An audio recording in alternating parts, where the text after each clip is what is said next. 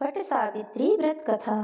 भद्र देश में अश्वपति नाम का एक राजा रहता था। उसकी कोई संतान नहीं थी। संतान पाने के लिए राजा प्रतिदिन मंत्रों के उच्चारण के साथ 1 लाख आहुतियां देता था।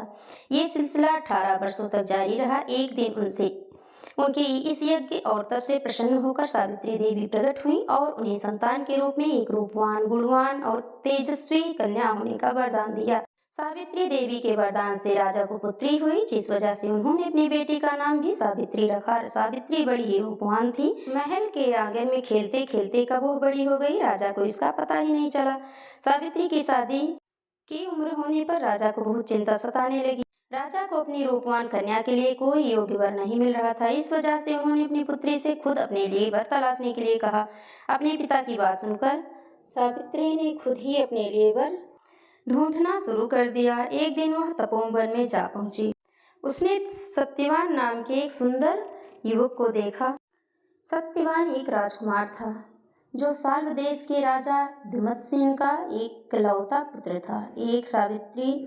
जब सावित्री ने उसके जंगल में रहने की वजह पूछी तो सत्यवान के पिता राजा धुमतसेन ने बताया कि वे अंधे हो गए हैं और इसी वजह से उनसे उनका राज्य छीन लिया गया है।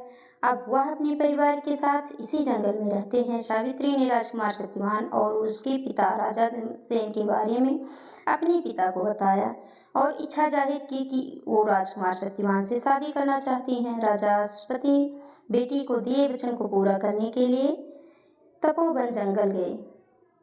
वहां पहुंचकर राजा ने धुमतसेन से मुलाकात की और उन्हें अपने पुत्र सत्यवान के लिए अपनी बेटी सावित्री से विवाह का प्रस्ताव दिया। राजा अश्वपति की बात सुनकर राजा धुमतसेन ने बड़े ही निराश मन से कहा, हे राजन, मुझे आपका प्रस्ताव मंजूर है। मेरा पुत्र सत्यवान, गुणवान, धर्मात्मा और बलवान है, लेकिन ऋषिराज नारद ने मुझे बताया है कि यह अल्प आयु का है, जिसकी अगले वर्ष अमावस्या के दिन मृत्यु हो जाएगी। इसलिए मैं आपसे और आपकी पुत्री से विनती करता हूँ कि आप किसी और युवक से अपनी पुत्री की शादी करवाएं। राजा धुमतसेन की यह बात सुनकर राजा अश्वपति और उनकी बेटी सावित्री काफी निराश हुए, लेकिन सावित्री ने कहा, एक आर्य समाज की स्त्री होने के नाते वो अपने मन में सिर्फ एक ही युवक को पति के रूप में देख सकती है।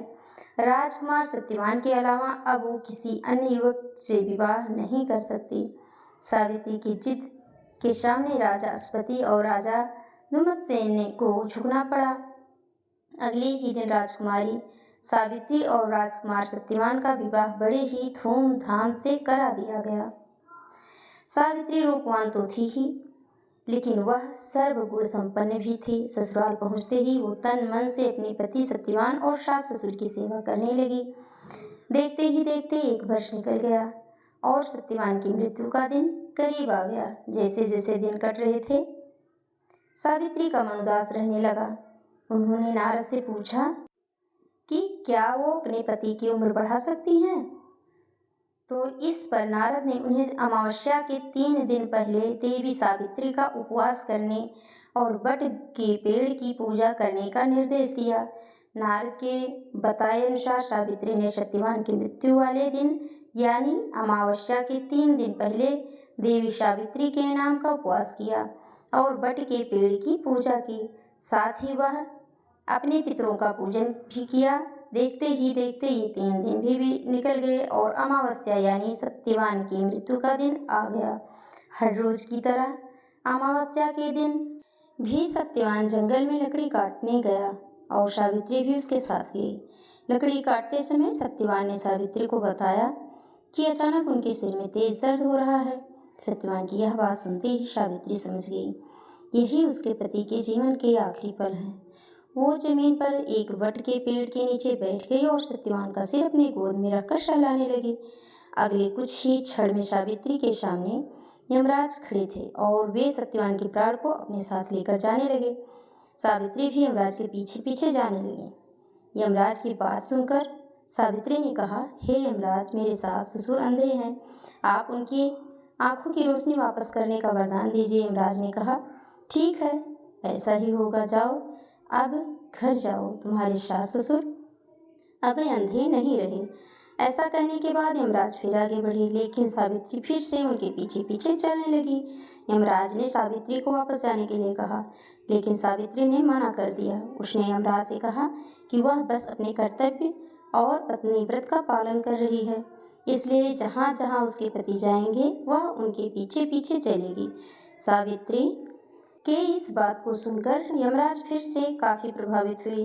उन्होंने सावित्री को एक और वरदान मांगने के लिए कहा। सावित्री ने कहा, मेरे ससुर दुमतसेन साल्व देश के राजा थे, लेकिन किसी ने उनसे उनका राज्य छीन लिया है। कृपया करके आप उन्हें उनका राज्य वापस मिलने का वरदान दें। यमराज ने सावित्री के इस वरदान को भी पूरा किया और कहा, जाओ अपने ससुर के राज्य में जाओ, अब वे जंगल में नहीं अपने महल में सोते हैं। यमराज ने इतना कहा और फिर से सत्यवान के प्राण को लेकर आगे बढ़ चले, लेकिन अब भी सावित्री उनके पीछे पीछे चली आ रही थी। यमराज यह देखकर काफ़ी हैरान हुए। उन्होंने सावित्री से इसकी वजह पूछी तो सावित्री ने बताया कि ये एक पत्नी का फर्ज है कि वो वहीं रहेगी जहाँ उसका पति रहेगा। अगर उसे ससुर के महल में उसके पति नहीं होंगे तो उस महल में उसके जाने का कोई अर्थ नहीं है। सावित्री की इस बात को सुनकर यमराज काफ़ी प्रसन्न हुए। उन्होंने सावित्री से कहा, हे पुत्री, तुम न सिर्फ रूपवान और गुणवान हो बल्कि एक पतिव्रता भी हो। मैं तुम्हारी इन्हीं गुणों के कारण प्रसन्न हूँ। तुम मुझसे तीसरा वरदान मांग सकती हो। यमराज की इस बात को सुनते ही सावित्री ने कहा, हे यमराज, आप मुझे 100 संतानों की माँ बनने का वरदान दें। सावित्री की इस वरदान को सुनते ही यमराज ने कहा, हे पुत्री, अब घर जाओ, मैं तुम्हारे इस तीसरे वरदान को भी पूरा करता हूँ। तुम 100 साहसी और पराक्रमी संतानों को जन्म दोगी। यमराज की इस वरदान को सुनकर सावित्री ने कहा, हे यमराज, मैं एक हिंदू नारी हूँ और आर्य कुल की जन्मी हूँ, इसलिए मेरे जीवन में सिर्फ एक ही पति होंगे और वो सत्यवान हैं। इसलिए आपको अपने वरदान के अनुसार मेरे पति सत्यवान को फिर से जीवित करना होगा। सावित्री की इस बात को सुनकर यमराज और भी ज़्यादा प्रभावित हुए और उन्होंने सत्यवान के प्राण को वापस छोड़ने का वरदान दिया और सावित्री से कहा, हे पुत्री, तुम अब वापस उसी वट के पेड़ के नीचे जाओ जहाँ पर तुम्हारे पति का शरीर पड़ा था। मैंने सत्यवान के प्राण को छोड़ दिया और तुम दोनों को 100 संतानों के साथ ही अखंड सौभाग्यवती होने का वरदान भी दिया है। यमराज की बातों को सुनकर सावित्री ने उनसे विदा ली और वापस उस वट के पेड़ के पास पहुंची जहां पर उसके पति का शरीर पड़ा था। जब वह सत्यवान के शरीर करीब पहुंची तो उसने देखा उसका पति वापस से जिंदा हो गया था। दोनों जल्दी जल्दी जंगल से बाहर निकले और जब दुमतसेन के साल्व देश पहुँचे, वहाँ पहुंचकर सावित्री ने देखा कि अब उसके ससुर को उसका राज्य फिर से मिल गया है और उनकी आंखों की रोशनी भी वापस आ गई है। तभी से हर साल ज्येष्ठ मास की अमावस्या के दिन वट सावित्री व्रत को मनाया जाने लगा। इस दिन पूरे विधि विधान से वट के पेड़ की पूजा अर्चना की जाती है और सुहागिन महिलाएं अपने पति की लंबी उम्र की कामना करती हैं।